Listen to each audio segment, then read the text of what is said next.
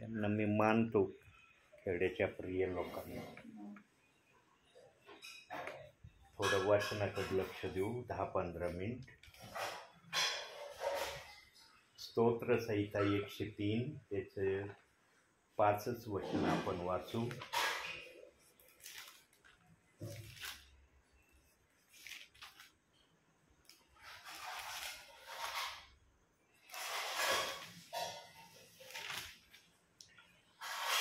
हे माझ्या जीवा, परमेश्वराचा धन्यवाद कर. हे माझ्या सर्व अंतर्यामा, त्याच्या पवित्र नामाचा धन्यवाद कर. हे माझ्या जीवा, परमेश्वराचा धन्यवाद कर. त्याचे सर्व उपकार विसरू नको. तो तुझ्या एकंदर दुष्कर्माची क्षमा करीतो. तो तुझे सर्व रोग बरे करीतो. तो तुझा जीव विनाशगर्ततेतून उद्धरितो.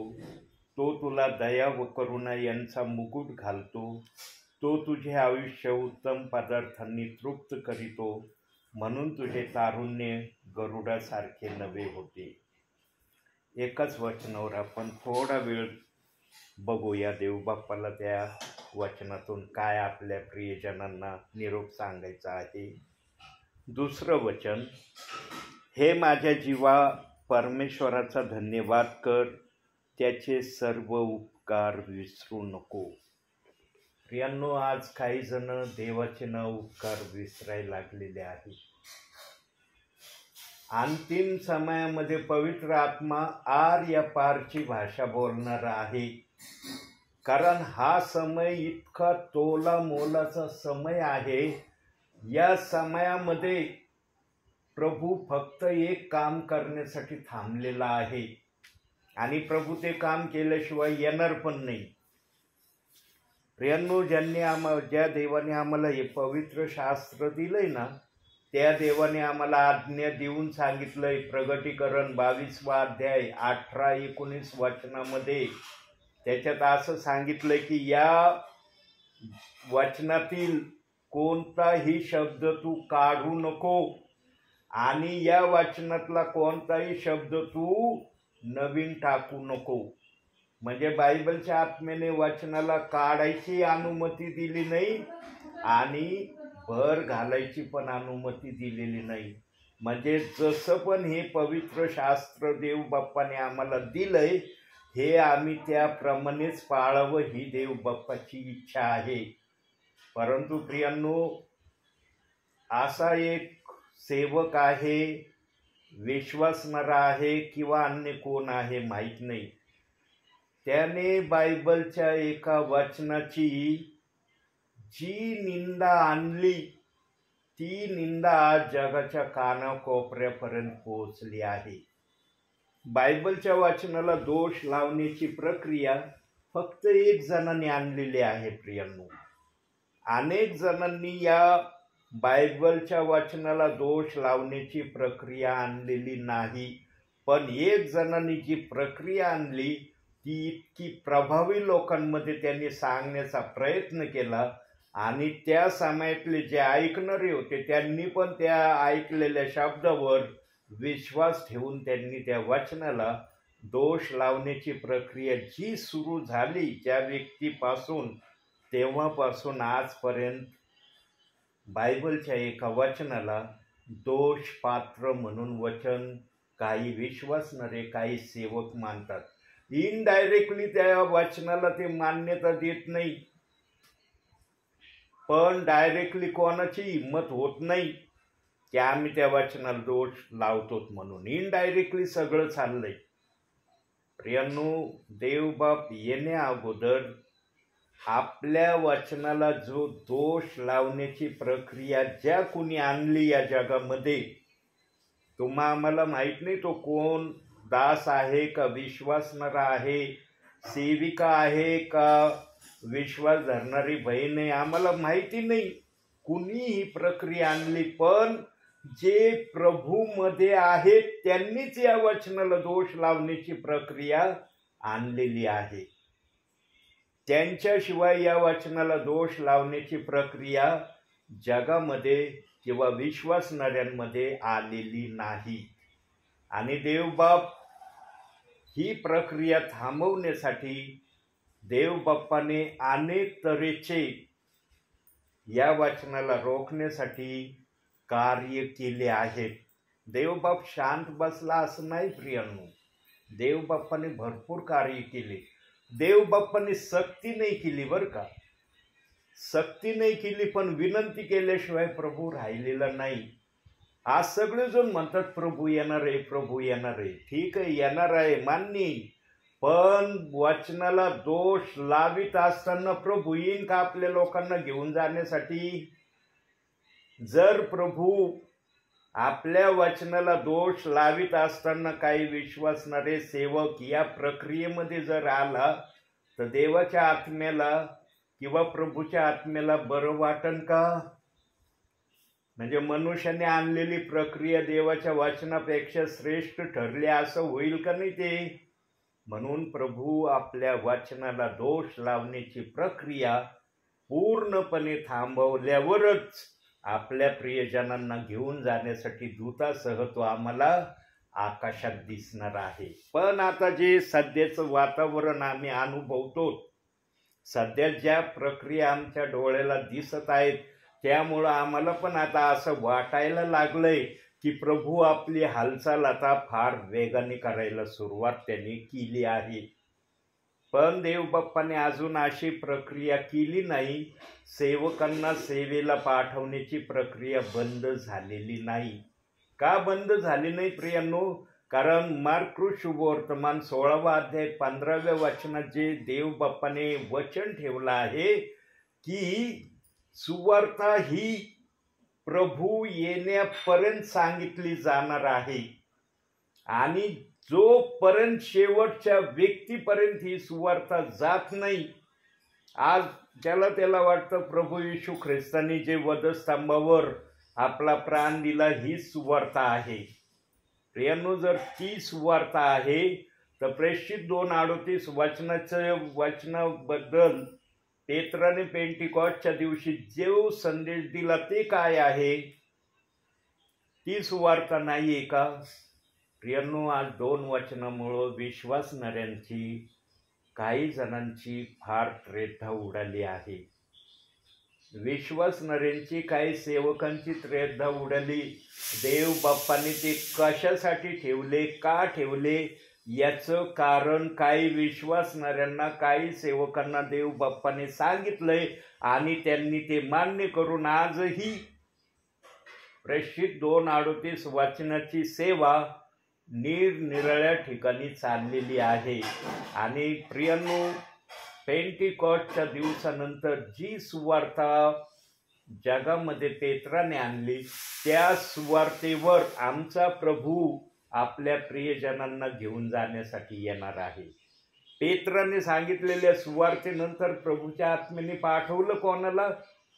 की पेत्राची सुवार्ता काही वर्षापुरती होती, चला आता एखादा आणखी नवीन कोणीतरी मी पाठवतो, त्याच्या मुखातून अन्य प्रकारची अजून कोणती सुवार्ता मी कळवितो. दुसरी कोणतीही सुवार्ता देव बाप्पाने पेत्रानंतर या जगामध्ये विश्वासणाऱ्यांसाठी पाठवली नाही. म्हणून प्रियांनो, मोलाच्या समयामध्ये तुम्ही आम्ही आहोत. हे बघा, या ठिकाणचं जीवन फिनिश होणारं जीवन आहे, पण हे जीवन फिनिश कधी होणार आहे हे कोणी सांगू नाही शकत. आम्ही फक्त म्हणतो की सर्व काही फिनिश होणार आहे, पण कधी होणार आहे कोणाला खात्रीला एक शब्द देता येत नाही. ते फक्त प्रभूला माहित आहे. आणि प्रभू पण सर्व व्यवस्था पूर्ण झाल्यावरच आपल्या प्रियजनांना घेऊन जाण्यासाठी येणार आहे. सध्या देव बाप्पाच्या वचनाला जो दोष लावण्याची प्रक्रिया काही ठिकाणी आजही चालली, सांगा या प्रक्रियेमध्ये आमचा प्रभू आपल्या प्रियजनांना घेऊन जाण्यासाठी येईल का? तो आपल्या वचनाला दोष लावणं मान्य करील का? बायबलच्या आत्म्याने साक्ष दिलेली आहे वचनामध्ये. मत्तेय 24 अध्याय 35व्या वचनात, आकाश पृथ्वी नाही तशी होतील, माझी वचने नाही तशी होणार नाही. वचन नाही तसं होणार नाही याचं अभिवचन देव बाप्पाच्या आत्म्याने दिलंय. मग आज जे दोष लावण्याची प्रक्रिया चालली त्याला प्रभू काय नाव देईल? त्याला काय म्हणल प्रभू? प्रियांनो, प्रभू सर्व व्यवस्थित केल्यावरच आपल्या प्रियजनांना घेऊन जाण्यासाठी येणार आहे. आता 23 सप्टेंबर 24 सप्टेंबरला एक विदेशी देशातल्या पास्टरांनी ऐलान केलं होतं. करणे वाजवण्याचा जो सण होता 23 सप्टेंबरला, तेव्हा ऐलान केलं होतं त्याच्या 2-3 दिवसापूर्वी. आणि ते ऐलान सगळ्या जगामध्ये पसरलं वाऱ्यासारखं की प्रभू येणार आहे. काही जणांचं रॅप्चर होणार आहे. एकही जणांचं रॅप्चर झालं नाही प्रियांनो. काही जण उचलले जाणार आहेत असं त्यांनी संदेशामध्ये सांगितलं होतं, पण एकही जण उचलला गेला नाही. कस काय उचलला जाईल? बायबलच्या वचनाला जर दोष लावण्याची प्रक्रिया चालली प्रियांनो, तर देव आपले प्रियजन कश काय आपल्या जवळ घेईल?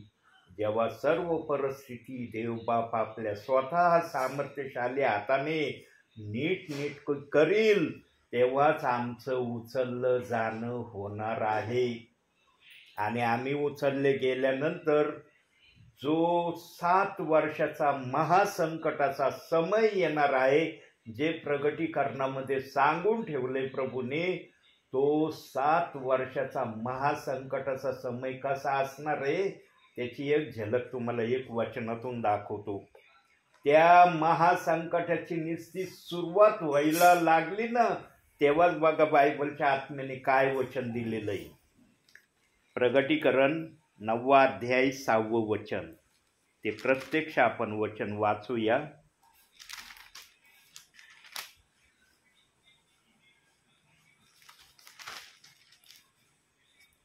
9 अध्याय. त्या दिवसात मनुष्य मरणाचा प्रसंग पाहतील तरी तो त्यास मिळणार नाही. मरावयाची उत्कंठा धरतील तरी मरण त्याचपासून दूर पळेल. आज आहे का कोणाची मरणाची तयारी? आज म्हणतं का कोणी मला आपला प्राण द्यायचा आहे, मी आपला प्राण द्यायला तयार आहे? म्हणतंय कोणी?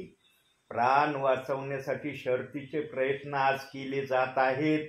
दवाखान्याच्या माध्यमातून, आयुर्वेदिक औषधाच्या माध्यमातून किंवा होमिओपॅथी औषधाच्या माध्यमातून, निरनिराळ्या माध्यमातून आज मनुष्य वाचण्यासाठी प्रत्येक प्रयत्न करत आहे. पण या ठिकाणी जे वचन आलेलं आहे त्या वचनामध्ये सांगितले, लोक स्वतः म्हणणार आहे आम्हाला मरण पाहिजे, आम्हाला मरायचंय, पण त्या समयामध्ये त्यांना मरण येणार नाही असं बायबलचा आत्मा आम्हाला सांगत आहे.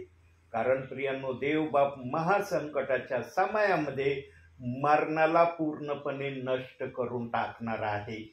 जो शाप एदेन बागेमध्ये दिलाय ना मरणाचा, तो शाप देवबाप पूर्णपणे नाहीसा करणार आहे. आणि मग जे महासंकटाच्या समयामध्ये थांबणार आहेत ना, त्यांचा पहिला आवाज त्या महासंकटाच्या सुरुवातीलाच निघणार आहे, आम्हाला मरायचंय, आम्हाला जागायचं नाही. कारण हे संकट फार महाभयंकर आहे प्रियांनो. महासंकटाचा समय साधारण समय नाही. विंचासारखे दंश मारणारे प्राणी येणार आहेत आणि ते दंश एकदा मारलं ना, 5 महिने त्यांना इतकी भयंकर पीडा होणार आहे, इतका भयानक त्रास होणार आहे की त्या त्रासाला पाहून ते मरणाला हाक मारतील, पण त्या त्रासाला बर्दाश्त करण्याची ते इच्छा धरणार नाही. म्हणून या वचनात सांगण्यात आलंय, वरील 1 ते 5 वचनात सांगितलंय की विंचवासारखे प्राणी येणार आहेत आणि ते डंक मारणार आहेत मनुष्याला.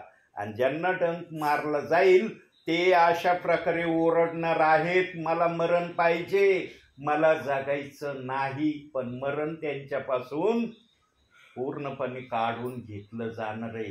ही तर फक्त 7 वर्षाच्या महासंकटाची प्रस्तावनेची झलक देव बाप्पाने दाखवली. मग 7 वर्षाचा तो समय कसा असेल प्रियांनो? आज फार मजेत चाललेला आहे. आज आमच्या मनावर आम्ही प्रभूला चालवित आहोत. मला बायबल वाचायचं तर वाचीन, मला चर्चला जायचं तर जाईन, मला प्रार्थना करायची तर करीन, सगळं आपल्या मनाने चाललंय. प्रभू सक्ती करत नाही. ज्यांच्याजवळ आत्मा आहे ते प्रभूचं कार्य केल्याशिवाय राहत नाही. प्रियांनो, अंतिम समयामध्ये प्रीती थंड होणार आहे ना.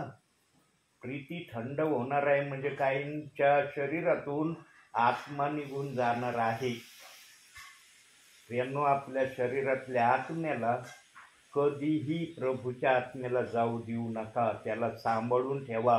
आणि प्रभूचा आत्मा फक्त 3 माध्यमाने मनुष्याच्या हृदयामध्ये राहण्याची इच्छा ठेवतो. पहिलं बायबल वाचन, दुसरं प्रार्थना, तिसरं आज्ञापालन. या 3 गोष्टी जो पण सेवक, जो पण विश्वासणारा प्रभूच्या भयामध्ये करील, त्यांच्यामधून कधीही पवित्र आत्मा निघून जाण्याची तयारी दाखवणार नाही. प्रियांनो, आज प्रभूला वेळ दिला जात नाही. आज आम्हाला जो वेळ मिळतो त्या वेळेचा आम्ही वेगवेगळ्या गोष्टीसाठी उपयोग करत आहोत. प्रियांनो, मला आठवतं 82 सालाचा समय. त्या समयामध्ये हरेक विश्वासणारा जास्तीत जास्त प्रभूच्या सानिध्यामध्ये स्वतःला ठेवण्याचा प्रयत्न करायचा आणि जास्तीत जास्त प्रार्थना आणि गीत, हर ठिकाणी गीतांचा आवाज मी ऐकायचो. जेव्हा जेव्हा मी नगरला यायचो त्यावेळेला काही ख्रिस्ती एरियामध्ये हर घरामधून प्रार्थनेचा आवाज किंवा गीतांचा आवाज किंवा संदेशाचा आवाज मी ऐकायचो. पण आजच्या समयामध्ये काही ठिकाणी मी जातो ना, कसल्याच प्रकारचा मला आवाज ऐकायला येत नाही काही भागामध्ये. प्रियांनो, अंतिम समयामध्ये विशेष करून सर्व जणांनी जागृत राहणं महत्वाचं आहे. म्हणून प्रभू म्हणला, तुम्ही जागृत राहा, कारण तुम्हाला वाटेल की प्रभूला यायला थोडा विलंब आहे. त्या विलंबाच्या समयातच प्रभू तुम्हाला घेऊन जाण्यासाठी येईल. पण त्या विलंबाच्या समयाच्या अगोदर देवबाप आपल्या वचनाला जे काय आज दोष लावण्याची प्रक्रिया चालली ती पूर्णपणे थांबवणार आहे. आणि प्रभूला हे काम अवघड नाहीये. प्रभू एका सेकंदात हे करण्यास समर्थ आहे. आणि सर्व पृथ्वीवर जिथपर्यंत प्रभूचं नाव आहे तिथपर्यंतच्या विश्वासणाऱ्यांना, सेवकांना एका सेकंदात वचनाला दोष लावण्याच्या प्रक्रियेतून देवबाप सोडवायला समर्थ आहे. पण प्रभू ही प्रक्रिया कधी करील हे सांगता येत नाही. प्रभू ही प्रक्रिया करण्या अगोदर सेवकांच्या द्वारे तो आपल्याला कळवित आहे की वचनाला दोष लावणं योग्य नाही. प्रियांनो, आम्हाला देवाच्या आत्म्याने अधिकार दिलाय का वचनाला दोष लावायचा? आम्ही धूळ माती राख आज आहेत उद्या नाही, आत्ता दिसतो काही क्षणात या जगात नाही. आम्हाला एवढा अधिकार देवबाप देईन का? त्याच्या पवित्र आत्म्याने लिहिलेल्या वचनाला काही पण तुम्ही बोला, काही पण शब्दांनी त्या वचनाची अपकीर्ती तुम्ही आपल्या मुखाने करा. प्रियांनो, देवबाप फार सहन करतोय. देवबाप कोठवर सहन करणार आहे? जोपर्यंत विश्वासणारा त्या वचनाला दोष लावण्याची प्रक्रिया बंद करत नाही तोपर्यंत सहन करणार आहे. आणि जेव्हा प्रभू स्वतः आपल्या सामर्थ्यशाली हाताने वचनाला दोष लावण्याचं बंद करील ना, तेव्हा देवाच्या आत्म्याला माहिती आहे कोणकोणत्या आत्म्याने त्या वचनाला दोष लावण्यापासून माघार घेतली नाही त्यांचा न्याय होणार आहे. प्रियांनो, तो न्याय पण साधा नसणार आहे, फार भयानक न्याय असणार आहे. देवबाप पहिलं म्हणन, तुला त्या वचनाला दोष लावण्याचा अधिकार कुणी दिला होता? माझ्या आत्म्याने मान्यता दिली होती का की त्या वचनाला दोष लाव? पेत्राच्या विरोधात काही पण बोल, पेत्राला देवाच्या ठिकाणी उभं कर. देवाच्या आत्म्याने सांगितलं होतं का वचनात असं? प्रियांनो, काय काय गलत शब्द मी सेवेमध्ये निरनिराळ्या गावांमध्ये, निरनिराळ्या तालुक्यांमध्ये, निरनिराळ्या जिल्ह्यामध्ये ऐकलं प्रेषित 2:38 वचनाविषयी. पण त्या प्रियजनांना मी आत्म्याने खरेपणाने अगदी शांत रीती वचनाबद्दल सांगितलं. काही जणांना मान्य झालं, काही जण आजही विचारात आहे. आम्ही विचार करू ब्रदर आणि मग तुम्हाला कळू. म्हणलं विचार प्रभू येण्या अगोदर घ्या. प्रभू आल्यावर जर म्हणले ना आम्ही विचार केलाय प्रभू आता मी मान्य करतो, तेव्हा प्रभू म्हणन आता काय उपयोग नाही, माझा दास सांगत होता तेव्हा का मान्य नाही केलं. म्हणून प्रियांनो, या टोला मोलाच्या समयाला ना साधारण समय समजू नका. हा अतिशय किमती वेळ आहे. या वेळेमध्ये जो देवाचा आदर करील, देवाचा सन्मान करील, देवाला खुश करण्याची इच्छा प्रकट करील, देवबाप त्यांना हर प्रकारची सहाय्यता केल्याशिवाय राहणार नाही. का बरं सेवकगण आजही तुमच्या घरामध्ये येत आहेत प्रार्थनेला? त्यांना काय घरामध्ये प्रार्थना करता येत नाही का? आपल्या स्वतःचं घर सोडून ते इतर परिवारामध्ये आजही आत्म्याच्या प्रेरणेने काय येत आहे? कारण देव बाप्पाला आपल्या विश्वासणाऱ्यांचा आजही कळवळा आहे. जसा येशू ख्रिस्ताला कळवळा येत होता, मेंढपाळ नसलेल्या मेंढरांसारखे विश्वासणाऱ्यांना पाहून प्रभूच्या हृदयाला जो कळवळा येत होता ना, तोच कळवळा आत्म्याच्या समयामध्ये आत्म्याला आपल्या विश्वासणाऱ्यांचा येत आहे. म्हणून सेवकांना तो म्हणत आहे, जा त्या ठिकाणी, जा, तिथं गेल्यावर काय बोलायचं काय नाही माझा आत्मा सुचवेल. फक्त बायबल कार्ड आहे ना? आहे का कुठली संदेशाची वही? दिसती का संदेशाची वही? क्यारे ब्रदरांनी संदेशाची वही काढली, त्याच्यातून आम्हाला बोलत आहेत. देवबाप्पांनी दाखवलं म्हणून मी बोलत आहे. देवबाप जर म्हणला असतं ना प्रार्थना करून निघलं की प्रार्थना करून बाहेर निघलो असतो. कारण देवबाप इतक्या वेळ तुमच्या घरामध्ये थांबलंय ना, तर त्याला काहीतरी तुम्हाला सांगायचं होतं. प्रियांनो, पूर्वीसारखा आनंद, पूर्वीसारखा जल्लोष या जागेमध्ये ठेवण्याचं फक्त तुमच्या मनामध्ये त्याचा इच्छाशक्ती तुम्ही जागृत ठेवा. ती इच्छाशक्ती जागृत राहिली ना प्रियांनो, समजून घ्यायचं की तुम्ही ज्या उत्साहात, ज्या जल्लोषात पूर्वी होते, त्या जल्लोषात, त्या उत्साहात तुम्ही आल्याशिवाय राहणार नाही. आणि अंतिम समयामध्ये योएल संदेशाने जी भविष्यवाणी केली की माझ्या आत्म्याचा वर्षाव मी करील, देव बाप्पाचा आत्मा खरंच वर्षाव करत आहे. प्रियांनो, जे प्रभूला आत्म्याने खरेपणाने खुश करण्याची इच्छा ठेवतात ना, त्यांच्याजवळ बघा योएल संदेश त्याने सांगितलेल्या भविष्यवाणीप्रमाणे त्यांच्याकडून देवाचं कार्य होतंय का नाही. प्रियांनो, अंतिम समयामध्ये प्रीतीला थंड होऊ देऊ नका. अनीती जरी वाढली ना, तर तुमच्यामधली अनीती तुम्ही जागृत करू नका. त्या अनीतीला बंदच ठेवा. ती जर जागृत झाली तर तुमची प्रीती थंड व्हायला सुरुवात व्हायला वेळ लागणार नाही. म्हणून प्रियांनो, स्वर्ग या ठिकाणी सर्वांना जाण्याची इच्छा आहे. मला पण इच्छा आहे. असं नाही की मला स्वर्गाच्या बाहेर राहायची इच्छा आहे, मला पण स्वर्गातच जायचं आहे. पण स्वर्गात जाणं सोपं पण आहे आणि स्वर्गात न जाणं अवघड पण आहे.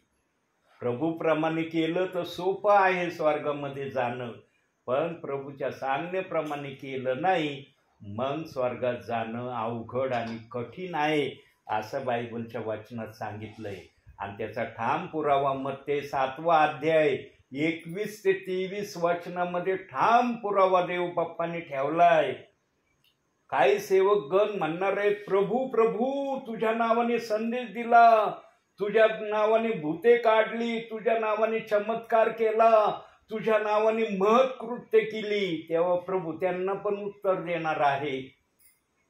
प्रभू म्हणणार आहे, अनाचार करणाऱ्यांनो मूच पडून निघून जा, कारण माझी तुमची कधी ओळखच नव्हती. प्रियांनो, एखाद्या दासाला, एखाद्या विश्वासणाऱ्याला जर देवबाप असा शब्द त्या ठिकाणी बोलल, त्याने पृथ्वीवर जे काय केलंय, मग ते काय केलं त्यांनी प्रभूच्या नावामध्ये? बघा, मत्ते 7वा अध्याय आणि 23व्या वचनात हे शब्द प्रभू बोलत आहे. आता मी थोडं बोलण्यात चुकलो असेल, पण शब्द वाचू आपण तो प्रत्यक्षात. 23वं वचन, तेव्हा मी त्या स्पष्ट सांगेन की माझी तुमची कधी ओळख नव्हती. अहो अधर्म करणाऱ्यांनो, मच पुढून निघून जा. म्हणजे प्रभू काढून टाकणार आहे त्यांना आपल्या नजरेपासून. आणि जेव्हा ते प्रभूच्या नजरेपासून प्रभू काढून टाकील तेव्हा काही जण म्हणतात ते नरकात जाणार आहे.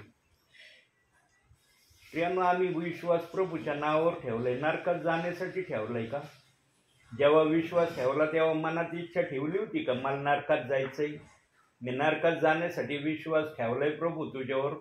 आहे का कोणत्या विश्वासणारीची अशी साक्ष की मी नरकात जाण्यासाठी प्रभू तुझ्यावर विश्वास ठेवलाय? जर विश्वासणारा अशा प्रकारची इच्छा मनामध्ये ठेवत नाही तर प्रभू आपल्याकडे आलेल्या विश्वासणाऱ्याला नरकात टाकील का? पण असं आम्ही ऐकतोच निरनिराळ्या ठिकाणी. नरक हा शब्द इतका काही जणांच्या मुखामध्ये पक्का बसून गेलाय ना, जरासा चुकलेला दिसला लगेच नरकाचा रस्ता, नरकात चाललेत बर का. प्रियांनो, प्रभू इतका सोप्या रीतीने आपल्या नावावर विश्वास ठेवणाऱ्याला नरकात टाकेल का? कोणत्याही विश्वासणाऱ्याला, कोणत्याही सेवकाला प्रभू नरकात टाकणार नाही. पण काही जणांना तो स्वर्गात पण घेणार नाही. आणि त्याचा पुरावा बायबलमध्ये वचनासहित आहे. प्रगटीकरण 11वा अध्याय 2ऱ्या वचनात तो ठाम पुरावा देव बाप्पाच्या आत्म्याने ठेवलेला आहे.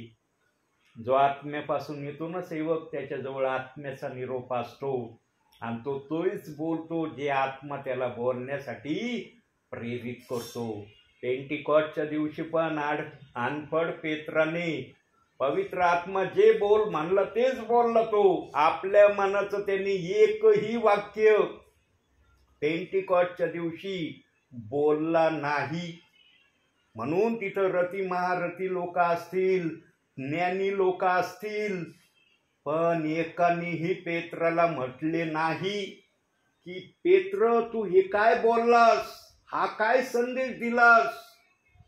आम्ही तर मत्ते 28:19 बाप्तिस्मा येशू ख्रिस्ताच्या सांगण्याप्रमाणे घेतला. तू हे काय वचन सांगितलं की येशू ख्रिस्ताच्या नावाने बाप्तिस्मा घ्यायचा, पवित्र आत्म्याचं दान मिळेल, पश्चाताप करावा लागल, क्षमा मागावी लागल. मग येशू ख्रिस्ताच्या काळात आम्ही काय केलं? एक जणांनीही पेत्राला त्या समयामध्ये प्रत्युत्तर केलं नाही. 3000 जण गपचूप आले, पेत्राला म्हणले आम्हाला सगळं काही तू सांगितलं तसं करायचं, आम्ही काय करायचं? मग पेत्राने रस्ता दाखवला, पश्चाताप करा, क्षमा मागा पापांची, मी बाप्तिस्मा करायला रेडी आहे. एकच असा दास आहे पेत्र, त्याने एका वेळेला 3000 जणांचे बाप्तिस्मे पाण्यामध्ये केले. आजपर्यंत मी तर माझ्या सेवेमध्ये आतापर्यंत ऐकलं नाही की कोणत्या XYZ सेवकाने एका वेळेला 3000 जणांचे बाप्तिस्मे केले. हा, काहींनी लाखो बाप्तिस्मे केले असतील, मी मान्य करतो, पण एका वेळेला 3000 बाप्तिस्मे एखाद्या सेवकाने केलेत हे आतापर्यंत मी ऐकलं नाही. आतापर्यंत माझ्या कानावर हे शब्द आलेले नाहीत. हजारांच्या घरात काही जणांनी बाप्तिस्मे केले असतील, पण 3000चा आकडा जो पेत्राने एका वेळेस बाप्तिस्मे केले असा सेवक या पृथ्वीवर आतापर्यंत त्याचं नाव किंवा त्याचं ठिकाण माझ्या कानापर्यंत आलेलं नाही. प्रियांनो, ज्या पेत्राने इतकी मोठी प्रभूची आज्ञा पाळून सेवा केली, त्या पेत्राला आज काही जण काय थट्टेमध्ये उडवीत आहेत. आम्ही पेत्रच ऐकायचं का येशूच ऐकायचं, आम्ही पेत्राला देव मानायचं का येशूला देव मानायचं. प्रियांनो, ज्याच्यामध्ये पवित्र आत्मा असतो ना, तो पवित्र आत्मा कधीच असं बोलायला विश्वासणाऱ्यांना प्रेरणा देणार नाही. पवित्र आत्मा शिस्तीचा आत्मा आहे. म्हणून 1 कोरिंथियर 14वा अध्याय 40व्या वचनामध्ये सांगितलंय, सर्व काही व्यवस्थित आणि शिस्तवार होऊ द्या. जो प्रभू सर्व व्यवस्थित आणि शिस्तवार होण्याच्या प्रक्रियेत आहे, तो प्रभू विश्वासणाऱ्याला असे वाक्य सेवकाला बोलण्यासाठी प्रेरित करील का? पण या दासाने ते वाक्य अनेक परिवारामध्ये ऐकले. त्यावेळेला मी पण ऐकून शांत राहिलो. म्हणलं, प्रभू तुझेच विश्वासणारे असं बोलत आहे, मी काय करू? प्रभू म्हणला तुझं काम आहे, शांततेने ऐकून घे, मी पाहीन काय करायचं ते. प्रियांनो, प्रभू सहन करणारा प्रभू आहे. म्हणून आम्ही प्रभूच्या वचनाविरुद्ध सतत काही बोलावं ही प्रभू अपेक्षा विश्वासणाऱ्याकडे करत नाही, सेवकाकडे करत नाही. आज फार महिन्यानंतर देव बाप्पाने तुमच्या परिवाराची आठवण मला दिली आणि मला प्रभूने आठवण दिल्यावर मी गेल्याशिवाय राहत नाही आणि माझ्या प्रभूंनी मला पाठवलं याचा मला खात्रीने विश्वास असल्याशिवाय मी पण कोणत्या परिवारामध्ये जात नाही. मला माहीत होतं, मला पवित्र आत्म्याने प्रेरणा दिली, आज तुला केडगावमध्ये जायचं आहे आणि तिथंच मी आलोय का नाही? केडगावमध्ये आहेत ना तुम्ही साक्षीदार की खरंच ब्रदर तुम्ही आलात आणि काय प्रभूच्या वचनाने आम्हाला सांगतात ते आम्ही ऐकत आहोत. म्हणून प्रियांनो, हा दास प्रभूच्या सांगण्याशिवाय सेवेला बाहेर निघत नाही. प्रभूने दाखवल्यावर मी इन्कार पण करत नाही. म्हणून प्रियांनो, जो काही संदेश तुम्ही ऐकलाय, वचनाला दोष लावण्याची प्रक्रिया बंद झाली पाहिजे. आजपर्यंत झाली तुमच्याकडून दोष लावण्याची प्रक्रिया, प्रभूंनी ती पाहिली आहे, पण यापुढं तरी त्या दोष लावण्याच्या प्रक्रियेला तुम्ही थांबवलं पाहिजे. हा निरोप सांगण्यासाठी देवबाप्पाने मला आपल्या परिवारात पाठवलेला आहे. या वचनावर विश्वास ठेवून त्याप्रमाणे करण्याच्या प्रक्रियेमध्ये तुम्ही स्वतःला आणावं हीच देवबाप तुमच्याकडून अपेक्षा करत आहे. म्हणून आजच्या या छोट्याशा संदेशातून देवबाप तुम्हाला आणि मला भरपूर आणि भरपूर आशीर्वाद देऊ. आमेन. प्रार्थना करूया आपण. एक सेकंद आपण शांत राहूया प्रियांनो. मनाला आपण आपल्या स्थिर करूया. मन स्थिर झाल्यावर आपण प्रार्थनेत जाणार आहोत.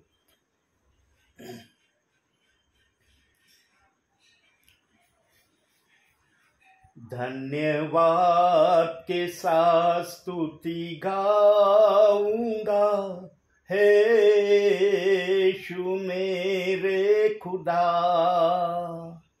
उपकार है तेरे बेशुमार, कोटि कोटि स्तुति धन्यवाद. धन्यवाद के साथ स्तुति गाऊंगा, हे यीशु मेरे खुदा, उपकार है तेरे बेशुमार, कोटि कोटि स्तुति धन्यवाद. योग्यता से बढ़ के दिया है अपनी दया से तूने मुझे,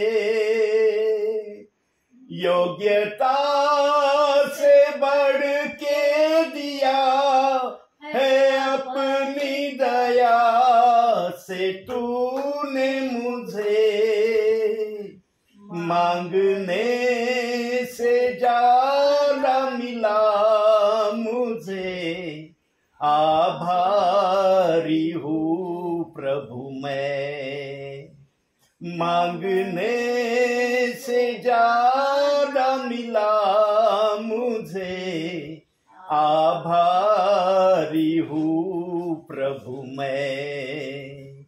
धन्यवाद के साथ स्तुति गाऊंगा, हे यीशु मेरे खुदा, उपकार है तेरे बेशुमार, कोटि कोटि स्तुति धन्यवाद.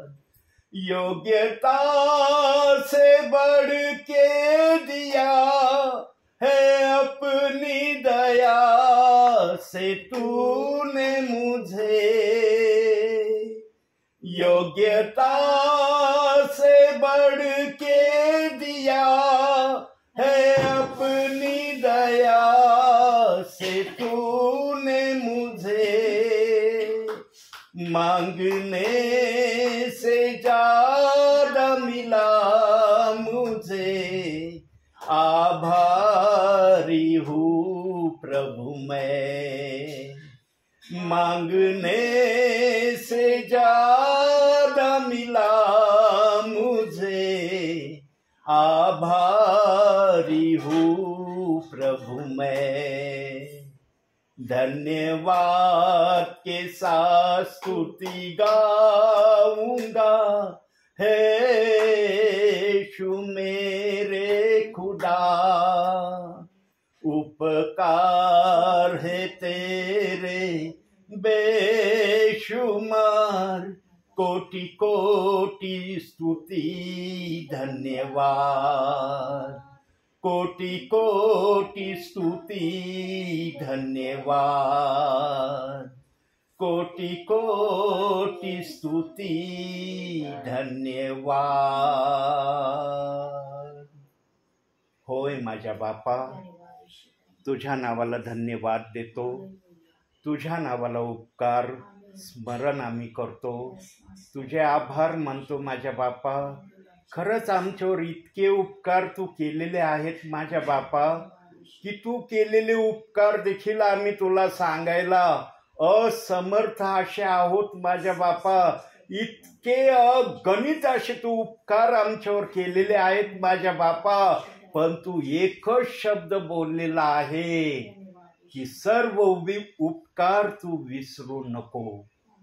स्वर्गीच्या देवा, आम्ही तुला धन्यवाद देतो। आम्हाला जिथपर्यंत तुझे उपकार आठवतात माझ्या बापा, त्या उपकारासाठी आम्ही तुला धन्यवाद देतो। पण जे उपकार आमच्या लक्षात राहिलेले नाही त्यांच्यासाठीही आम्ही तुला धन्यवादच देतो माझ्या बापा।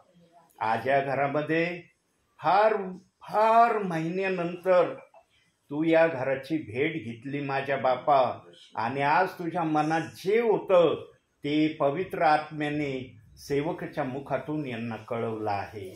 स्वर्गीच्या बापा, आजही तू आपल्या विश्वासणाऱ्यांवर प्रीती करणारा देव आहे। तुझी प्रीती थंडावत नाही, तुझी प्रीती बदलत नाही, तुझी प्रीती कधी आमच्यापासून निघूनही जात नाही माझ्या बापा। असं प्रेम करणारा तू आमचा स्वर्गीय बाप आहे। आम्ही तुला धन्यवाद देतो माझ्या बापा, तुला उंचावितो, तुला गौरवितो, तुझी स्तुती आम्ही करतो माझ्या बापा, की खरोखर आज या परिवारात सामर्थ्याच्या आत्म्याने तू उतरून आलेला आहे, आणि आज तू यांना आत्म्याचा आणि खरेपणाचा निरोप या प्रियजनांना कळवलेला आहे। ज्या प्रियजनांना ऐकण्याची संधी मिळाली ते प्रियजन धन्य आहेत माझ्या बापा। खरोखर माझ्या बापा, या एरियामध्ये या परिवारालाच तू आपल्या मनातली योजना इच्छा सांगण्यासाठी आपल्या दासाला पाठवलं, यासाठी मी तुझी स्तुती करतो, तुला उंचावितो, तुला गौरवितो। Hallelujah, praise the Lord, glory Jesus, thank you master, glory Lord, hallelujah hallelujah. शेवटची प्रार्थना अंती करतील। हालेलुया, धन्यवाद यीशु, thank you Lord Jesus, hallelujah hallelujah. ओ राजांच्या राजा, प्रभूंच्या प्रभू, तुला धन्यवाद देतो, तुला आदर सन्मान गौरव तुला आम्ही देतो माझ्या देवा। आम्ही आमच्या बोटाचं फळ तुला अर्पण करतो माझ्या देवा। आजच्या दिवसाबद्दल, आजच्या वेळेबद्दल आम्ही तुला धन्यवाद धन्यवाद धन्यवाद देतो प्रभू। तू इस्रायलाच्या स्तवनात बसणाऱ्या देवाने तुला धन्यवाद देतो प्रभू। अब्राम, इसाक, याकोबाच्या देवा, तू आमचा देव झालास म्हणून आम्ही तुला धन्यवाद देतो प्रभू। तू स्तुतीस पात्र, भयास योग्य आमचा परमेश्वर आहेस म्हणून आम्ही तुला धन्यवाद देतो प्रभू। आमची कोणती लायकी पात्रता नसताना देखील प्रभू आज तुमची आठवण केली, आम्हाला आपा बापा म्हणण्याची संधी दिलीस म्हणून आम्ही तुला धन्यवाद देतो प्रभू। ओ बाप्पा, राजांच्या राजा, आम्हा पाप्यांसाठी प्रभू आम्ही कबूल करतो, आम्ही तुझ्या विरुद्ध स्वर्गाविरुद्ध पाप केलेले, तरी देखील प्रभू आज आमची आठवण केलीस माझ्या देवा। ओ प्रभू परमेश्वर, आम्हा पापांसाठी तुझं निर्दोष निष्कलंक रक्त या भूतलावर तू गळागळा वाहू दिलंस। तुझ्या रक्तामध्ये तू आम्हाला विकत घेऊन तुझ्या पुत्र व कन्या तू आम्हाला बनवल्यास म्हणून आम्ही तुला धन्यवाद देतो ओ बापा इतकी महान प्रीती इतके महान उपकार तू आमच्यावर केलेस माझ्या देवा. प्रभू तुझ्या उपकाराचे आम्ही उत्तरदायी होऊ शकत नाही माझ्या देवा. ज्याप्रमाणे दावीद राजा म्हणतो हे परमेश्वर आम्ही तुझा धन्यवाद सतत करी. ओ माझ्या मुखामध्ये तुझं स्तुतिस्तवन असू दे. ओ बापा आज आम्ही देखील तुला प्रार्थना करतो माझ्या देवा.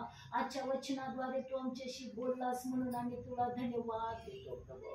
ओ प्रभू तू आमचे सर्व रोग बरे करतोस म्हणून आम्ही तुला धन्यवाद देतो. तू आमच्या व्याधी मुक्त केल्यास म्हणून आम्ही तुला धन्यवाद देतो. ओ आमच्या पापावर तू पांघरून घातलंस म्हणून आम्ही तुला धन्यवाद देतो प्रभू.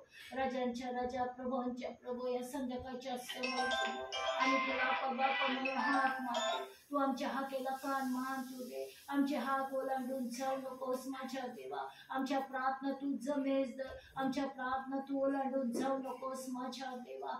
आज प्रभू तुझ्या दासाला तू आमच्या घरामध्ये सुखरूप घेऊन आलास माझ्या देवा. त्यांच्या गाडीचा तू चालक मालक झालास तुला धन्यवाद देते. त्यांच्या ह्या उतार वयामध्ये देखील प्रभू ते तुझी सेवा करत असताना त्यांची काठी त्यांची आकडी तू हो माझ्या देवा. ओ बाप्पा त्यांच्या मुखाद्वारे तू लोकांशी बोलत आहेस म्हणून तुला धन्यवाद देते प्रभू.